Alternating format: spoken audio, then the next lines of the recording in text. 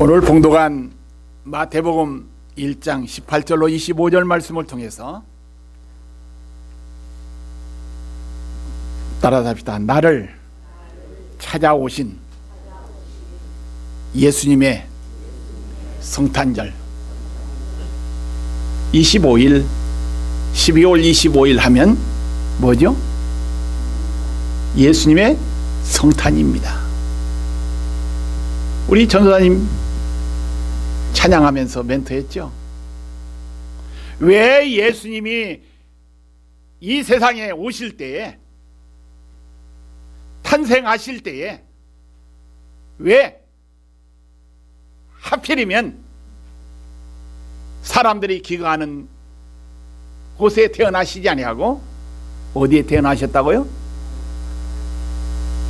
외양간, 짐승이 먹고 자는, 또 먹고 싸는 그 장소에 주님이 태어나셨다는 사실입니다. 그러면 하늘 보좌를 버리시고 이 땅에 오셨다고 했죠. 하늘 보좌를 버리시고 나를 구원해 주시기 위해서, 나를 살리기 위해서, 천국 백성 만드시기 위해서 이 땅에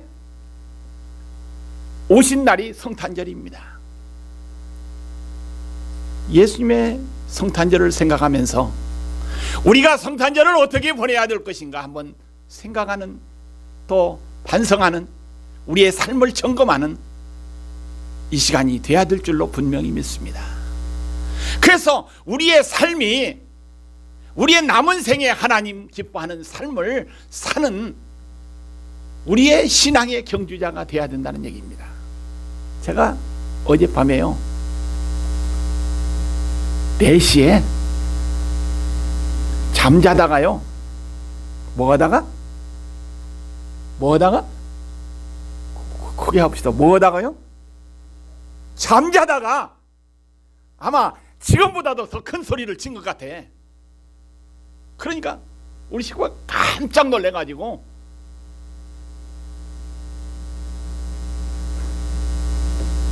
흔들었어. 깼다는 얘기야. 그런데 흔들어서 깨도 깨어나지도 않고 막 중얼중얼 가는데 뭐 했다고요? 좀 얘기를 하세요. 뭐 했다고? 제가 한 얘기만이라도 하시라고. 뭐 했다고요? 중얼중얼해서 저의 잠자리에서, 꿈에서 큰 소리 친 이유가 다른 것이 아닙니다. 이게 아마 설교 온 것 같아. 내가 밤에 무슨 설교를 했느냐? 예수님이 하늘 보좌를 버리시고 이 땅에 오셨는데, 그 하늘 보좌를 버리시고 이 땅에 오신 말구 위에 탄생하신 그 예수님이 이 땅에 오실 때에 나를 구원해 주시기 위해서, 십자가를 지시기 위해서 오신 그 예수님이 그 짐승이 기거하는 외양간에 태어나실 때에 그 예수님의 마음이 어떤 것인가를 생각하면서 큰 소리 친 겁니다. 이게 나를 구원해 주시기 위해서 찾아오신 예수님은 외양간에 태어나셨지만은, 짐승이 거하는 그곳에 태어나셨지만 부담이 있었다 없었다? 예수님이 부담이 있었어요 없었어요? 예? 하나님이니까, 신이니까 부담 없어요? 우리 인간적으로 한번 생각해 봅시다. 부담이 있었을까요 없었을까요? 왜요? 반응이 무반응이야? 따라합시다. 예수님은 분명히 나를 구원해 주시기 위해서 부담이 있으신 분이다. 부담을 가졌을 것 같아요. 이게 그러면서 십자가상에서 나의 하나님 어찌하여 나를 버리시나이까라고 기도했죠. 육신의 몸을 입고 오신 그 예수님의 마음은 상당히 부담이 있었을 겁니다. 이게 그런데 그 부담, 있다고 예수님이 하나님의 뜻을 거역했어요? 거역하지 않았습니다. 이게 그 하나님의 말씀에 순종하면서 말구 위에 짐승이 기거하는 외양간에 태어나신 그 예수님의 심정을 한번 생각해 봅시다. 이게 그러면서 제가 꿈에서 야단친 소리가 뭔 소리인지 아십니까? 네가 부담이 된다고 밥 한 번 안 먹을 거냐? 네가 부담이 된다고 옷을 안 입을 거냐? 네가 부담이 된다고 세상 살면서 돈 안 쓰냐? 그런 야단이었습니다. 이게 누구한테 향한 설교인지는 모르겠지만은 제 자신에 대한 부담인 것에 대한 설교인 것 같아요. 이게 그러면서 제 자신에게 이야기합니다. 길준아, 정신 차려라. 부담이 된다고 네가 이 세상 안 살 거냐? 한번 생각해 보십시다. 이게 예수님의 성탄절을 맞이해서 연 한 번씩 찾아오는 이 구주 성탄절을 맞이하면서 부담을 갖고 성탄절을 맞이해야 될 것인가? 그렇지 않으면 부담감 하나도 없이 성탄절을 맞이해야 될 것인가? 한번 생각해 보시길 바랍니다. 어느 것이 옳습니까? 이게 따라합시다. 어느 것이 따라합시다. 어느 것이 옳은가? 판단해 보자. 왜 그 소리를 안 해? 예, 판단해야 돼. 내가 지난주 구역예배, 연합 구역예배 드리면서 우리 차준사님이 말씀 전했죠. 차준사님은 부담 갖는 헌금은 원치 않은 것 같아. 하나님이 기뻐하지 않는 것으로 이야기하는 것 같아. 그러나 구역 공과 제목 말씀 가운데는 뭡니까? 억지로나 인색하려면 하지 말고 무엇으로요? 무엇으로? 차원하는 마음으로, 기쁜 마음으로 하나님 앞에 드림의 생활을 드리라고 말씀 우리가 지난주 들었죠. 이게 이 말씀은 무슨 말씀입니까? 이게 우리가 신앙생활하면서 믿음 생활하면서 부담 안 갖는 일이 없어요. 이게 부담 안 가질 수가 없다는 얘기입니다. 이게 그렇기 때문에 오늘 여러분 가져 예수님의 성탄절을 맞이해서 나를 만나기 위해서 나를 찾아오신 그 예수님을 만나는데 기쁜 마음으로 또 부담을 가지고 우리가 신앙생활 해야 됩니다. 이게 교회 생활하는 거 부담 없이 신앙생활을 할 수 없습니다. 이게 부담 가져야 돼. 우리가 선교 봅시다. 이게 우리 교회도 한때 선교가 몇만 불씩 선교원금 나갈 때는 우리 교회의 형편이 이런 형편이 아니었죠. 이게 어느 때부터 우리의 신앙에 또 우리들의 마음이 좁아져서 그런지 모르지만은 점점 오늘에 이르게 되었습니다. 이게 선교는 뭡니까? 주는 겁니다. 이게 하늘 보좌를 버리시고 이 땅에 오신 예수님처럼 내 것을 줄 때 어떻습니까? 부담 없이는 줄 수 없어요. 부담 안 가지면 줄 수 없다는 얘기입니다. 이게 부담 가지도 힘이 들어도 어려워도 주님을 드려야 됩니다. 이게 구제하는 것도 마찬가지죠. 부담감 가져야 이웃을 위해서도 구제하고 또 힘든 사람을 위해서도 구제할 수 있다는 얘기입니다. 우리가 먹고 입고 쓰고 남은 것으로 우리가 신앙생활을 해서 안 됩니다. 이게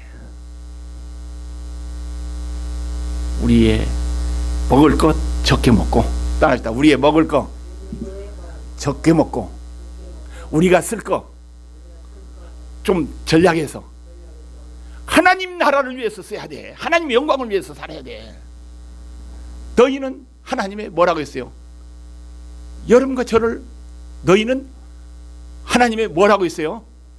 전이라고 했죠. 여기 하나님의 전, 하나님의 영광을 위해서 살아가는 성전이라는 얘기입니다. 이게 그렇기 때문에 힘이 들어도 힘이 안 들어도 부담이 가도 부담이 안 가도 하나님의 영광을 위해서 살아야 될 줄로 믿습니다.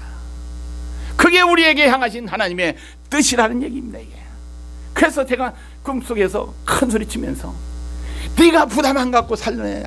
저도 나이가 먹으니까요 이제 힘든 거 싫어, 움직이는 거 싫어, 뭐 하는 거 싫어, 돈 나가는 거 싫어, 뭐 하는 거 싫어. 점점 내 마음이 뭡니까? 인색이 드는 것 같아. 그래서 꿈속에서 이 길주나 정신 차리라고 큰 소리 치면서 혼자 설교한 것 같아요. 이게 혹시 이 설교 들으면서 오해 마시길 바랍니다. 이게 누구를 향한 설교가 아니라, 누구를 향한 이거 말이 아니라 제 자신에 대해서 책망의 소리로, 큰 소리로 꿈에서 야단쳤습니다. 이게 이 예수님이 나를 만나주시기 위해서 찾아오실 때 부담감이 있었느냐 없었느냐 한번 생각해 보면서 우리의 신앙생활이 힘들다 할지라도, 부담이 든다 할지라도 우리 주님이 기뻐하는 일이라면 나를 찾아주시는 주님처럼 날마다 주님께 향하는, 하나님께 영광을 돌리는 삶이 되어지기를 소망합니다. 마태복음 1장 21절에 보니까 아들을 낳으리니 이름을 예수라 하라. 이는 그가 자기 백성을 그들의 죄에서, 따라합시다, 구원할 자이심이니라. 예수라는 뜻이 뭡니까? 자기 백성을 죄에서 뭐요?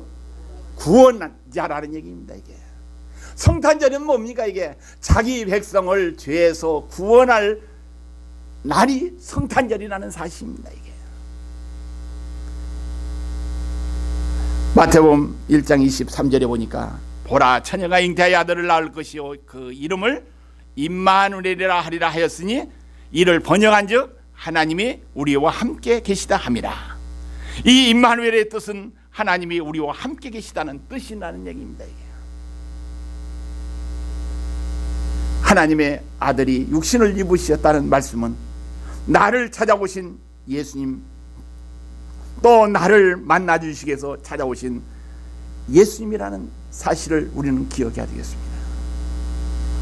예수님은 왕에게, 귀한 귀족에게만 찾아가 주신 것이 아니라 우리 예수님은 보통 사람으로 땅에서 서민 곁에, 어려움 당하는 사람 곁에 찾아와 주셨다는 사실입니다.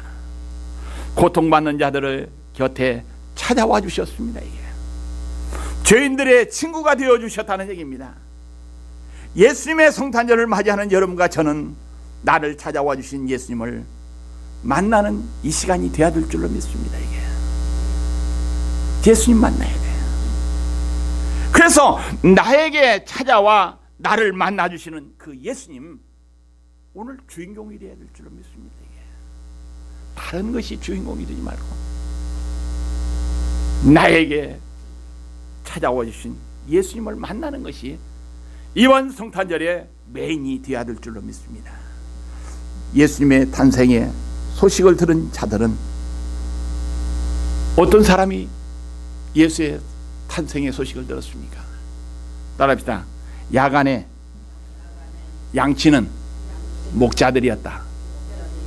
뭐 궁궐에서 뭐 어디에서 유명한 사람들이 아니라 밤에 들판에서 뭐 치는 사람, 양치는 자들을 주님께서 만나주시고 찾아주셨다는 사실입니다. 그 다음에 예수님이 처음 제자들을 부르실 때에 어떤 사람을 불렀습니까? 이게 어떤 학식 있는 사람을 부른 것이 아니라 고기 잡는 어부들을 불렀죠. 이게 하나님은 낮은 대로 내려오셨다는 얘기입니다. 우리 곁에 계시고 우리와 함께 일하고 계신다는 사실입니다. 이게 예수님은 항상 내 곁에 계십니다. 예수님이 함께 하시는 곳은 모두 따릅시다. 예수님이 함께 하시는 곳은 모두 거룩한 것이다.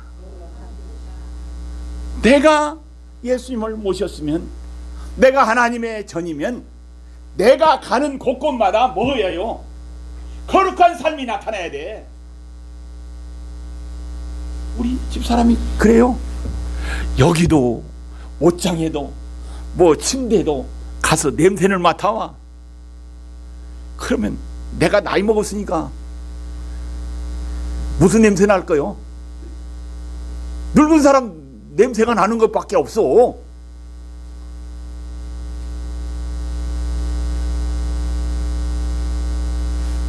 나이 먹었다고 나이 먹은 냄새? 좋은 거요. 젊은 사람들 낼 수도 없는 향기인데 뭐. 또 한 가지 예를 들어봅시다. 이게 여기에 똥이 한 바가지가 있는데 이곳에 가면 무슨 냄새가 나? 똥 냄새밖에 안 나. 그런데 여기에 향수가 가득히 있으면 무슨 냄새 날까요? 그 향수 냄새 난다는 얘기입니다. 그러면 오늘 여러분 가죠. 이 똥 냄새 날 거니까 향수 냄새 날 것인가 한번 생각해 보세요. 우리는 예수님을 모신 사람이기 때문에, 예수님의 전이기 때문에 무슨 냄새요? 거룩한 삶을 살아라는 얘기입니다. 이게 그게 우리 그리스도인의 삶이에요. 우리의 몸에서 무슨 냄새가 나든 그게 중요한 것이 아니라 예수 모신 여러분과 저 여러분들이 가는 곳곳마다 거룩한 향기를, 거룩한 삶을 사는 여러분과 저가 되기를 주의 이름으로 축원드립니다. 목사가 주일날 무슨 날이야? 목사가 주일날 어디를 가야 돼? 어디 있어야 돼? 교회 있어야 돼. 목사가 주일날 이거는 내가 있으면 어떻게 돼? 그 목사 모가지 잘라져. 잘라야 해요. 그 목사는. 그 다음에 저 카지노 노름판에 가서 목사가 주일날 예배 시간에 앉아있으면 어떻게 될까요? 안 돼. 우리 성도들은 뭡니까? 예수님을 모신 여러분과 저는 뭡니까? 이게 여러분들이 가는 곳곳마다 거룩한 삶을 살기를 소망하시기 때문에 주님이 나를 찾아와 주신다는 얘기입니다. 만나 주신다는 얘기입니다. 그래서 따라합시다. 나는 하나님의 자녀다. 하나님의 자녀답게 살게끔 나를 찾아와 주시고 만나 주신다는 얘기입니다. 이게 힘이 들어도, 부담이 들어도, 어려워도, 낙심이 돼도, 절망이 돼도 나를 찾아와시는 예수님이 계시기 때문에, 나와 함께 하시는 그 예수님이 계시기 때문에 그분과 더불어 거룩한 삶을 살기를 주의 이름으로 축원드립니다. 두 번째, 항상 나의 삶의 위기 속에 찾아와 주시는 예수님이라는 얘기입니다. 편안할 때도 찾아와 주시는 예수님이요, 힘들 때도 찾아와 주시는 예수님이요, 절박한 위기 속에서도 찾아와 주시는 예수님이라는 사실입니다. 이게 그렇기 때문에 그분과 함께 산다면 어떻습니까? 위기가 아니야.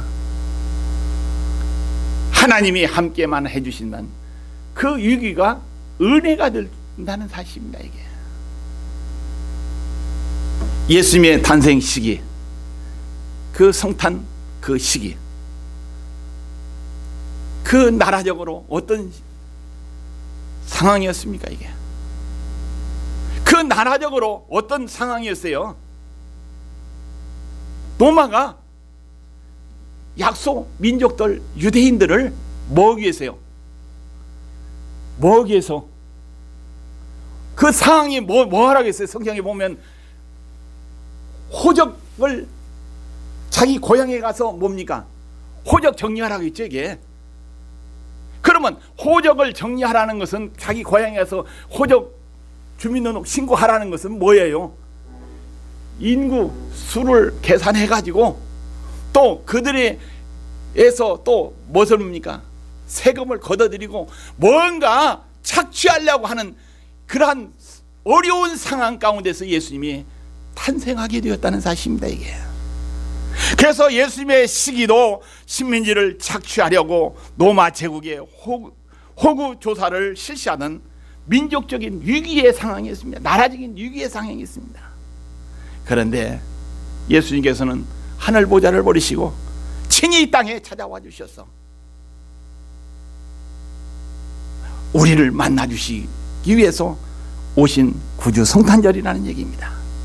그래서 예수님은 누구 곁에 계셨습니까? 그때 당시 헤롯 왕 곁에 계신 예수님이 아니죠. 예수님은 나를 만나 주시기 위해서 찾아오셨다는 얘기입니다. 마가복음 5장 1절로 20절에 보니까 예수님께서는 쇠사슬에 묶여 묘지에서 고함질 넣고 미친 사람을 만나 주신 예수님이라는 사실입니다. 이게 사람 취급 받지도 못하는 그 미친 귀신 들린 정신병자를 주님께서 만나 주셨습니다. 요한복음 8장 1절 이하의 말씀 보면 현장에서 가늠하다가 붙잡힌 여인 주님께서 만나 주셨죠. 이게 풍랑으로 위기에 처한 제자들을 예수님께서 갈릴리 바닷가에 나가셔서 만나 주셨다는 사실입니다. 그래서 예수님은 위기에 처한 제자들에게 찾아와 주셨고 해결자로, 치료자로, 위로자로, 해결사가 되어주셨다는 사실입니다. 이게 그 예수님이 제자들에게만 하신 것이 아니라 오늘 나에게도 따라합시다.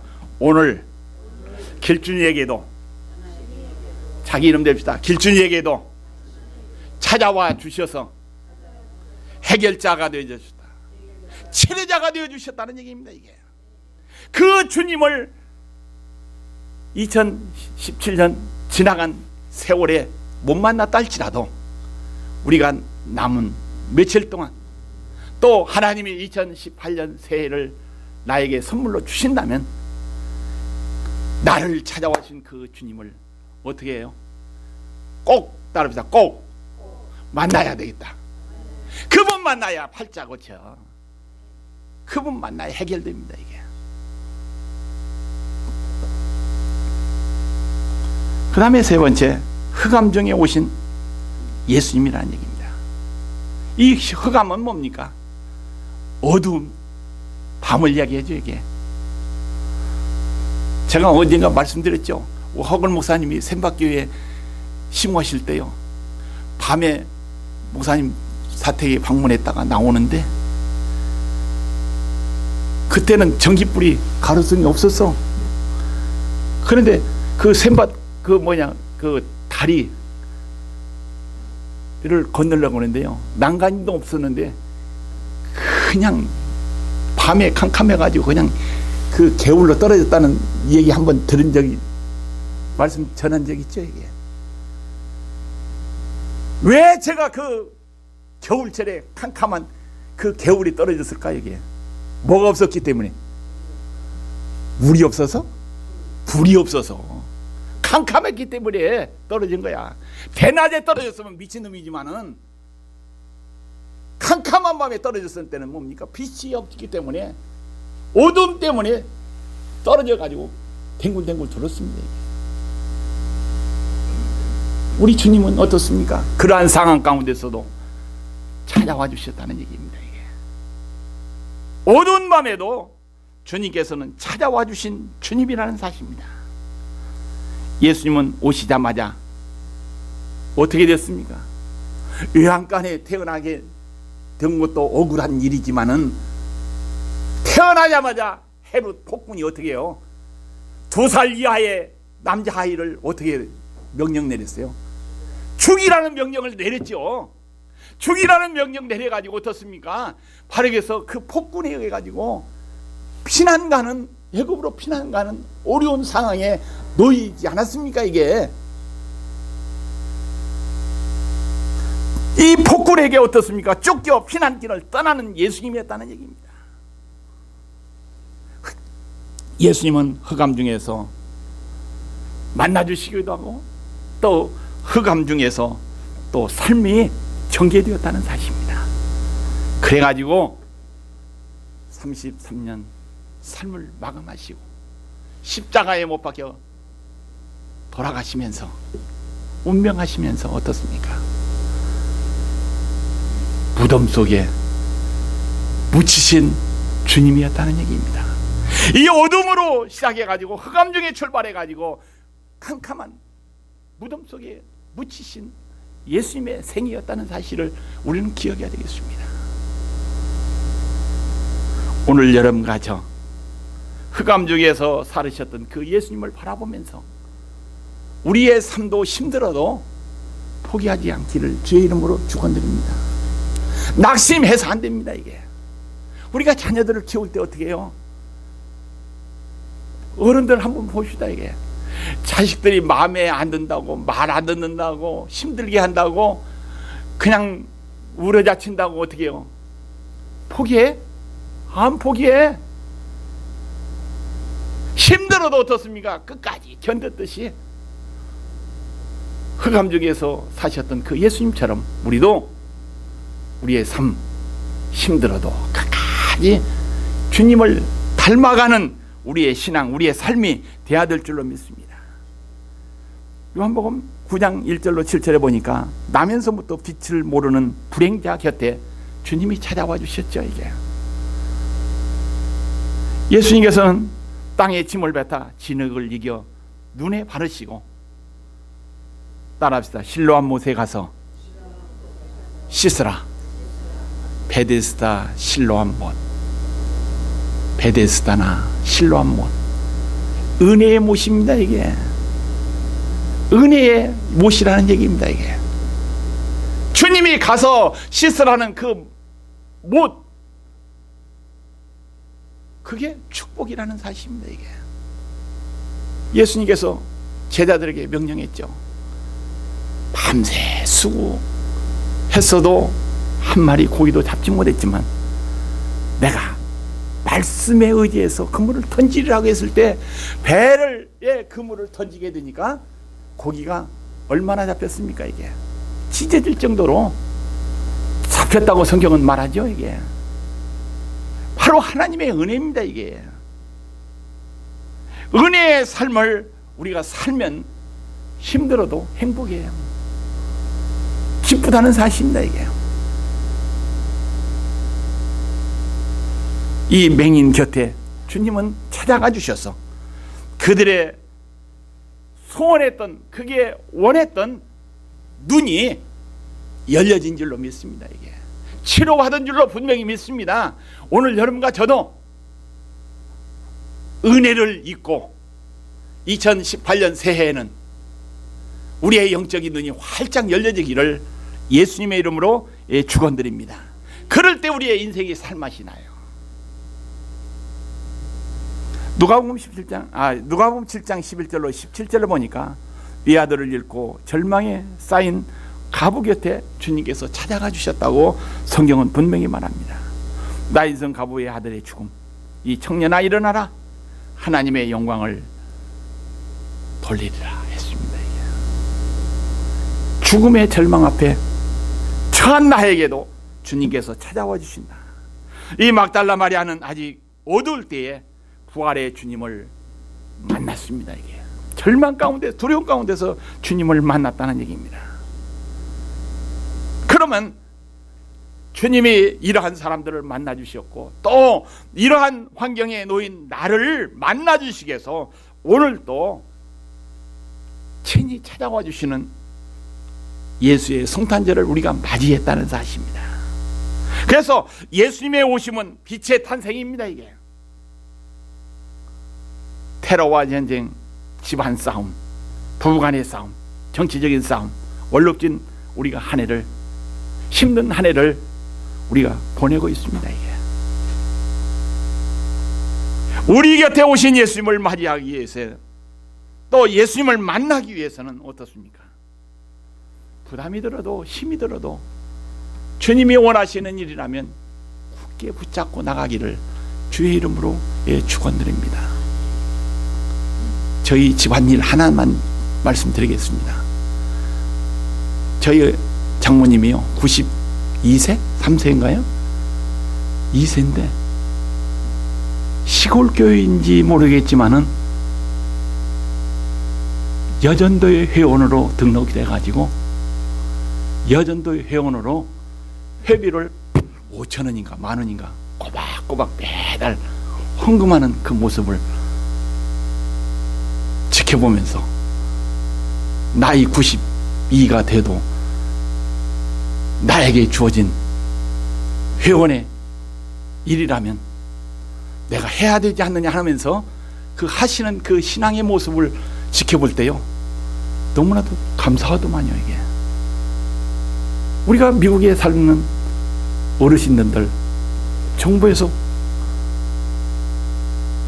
나라가 효자가 되어가지고 꼬박꼬박 생활비를 주잖아요. 그런데 한국에 있는 어르신들은요 자식이 있거나 뭐 논밭이 있거나 집이 있으면은요 뭐 연금도 없어 아무것도 없어. 자기가 넣었던 것 아니면 살 수가 없는 것입니다. 이게 그런데 그 자녀들이 준 그 용돈 몇 푼 모아가지고 그 여전도의 회비를 꼬박꼬박 내시는 그 아름다운 모습을 보면서 내가 목사로서 은퇴해가지고 만약 은퇴해가지고 나에게 주어진 의무 회비를 내야 될 것인가 안 내야 될 것인가 생각해보면 한번 생각해봐야 되는 얘기입니다. 이 헌금이라는 것은요 누구와의 관계요? 교회와 목사의 관계가 아니라 누구예요? 하나님과 나와의 관계지. 하나님의 일도 마찬가지야. 우리가 힘이 있을 때, 일할 수 있을 때, 돈이 있을 때, 또 뭐 할 수 있을 때 하는 거지. 힘 빠지고 이빨 다 빠지고 맥 다 빠지고 난 다음에는 아무것도 할 수 없어. 그때는 뭡니까? 쉬어야 돼. 그래서 찬송가에 이런 말씀 있죠. 오든 밤 뭐요? 예, 오든 밤 오기 전에 할 수 있을 때 우리가 부담이 들어도 어려워도 우리에게 맡겨주신 사명이라면 기쁘게 달게 잘 감당해 나가는 우리 한신교회가 된다면 우리 교회에 미래가 소망이 있는 줄로 믿습니다. 기도하십다. 사랑이 많으시고 자비로우신 하나님, 나를 찾아와 주시는 그 주님을 꼭 만나 부담이 들어도 힘이 들어도 주님을 위해서 헌신하는 또 하나님께 영광 돌리는 삶으로 살 수 있게끔 축복하옵소서. 예수님의 이름으로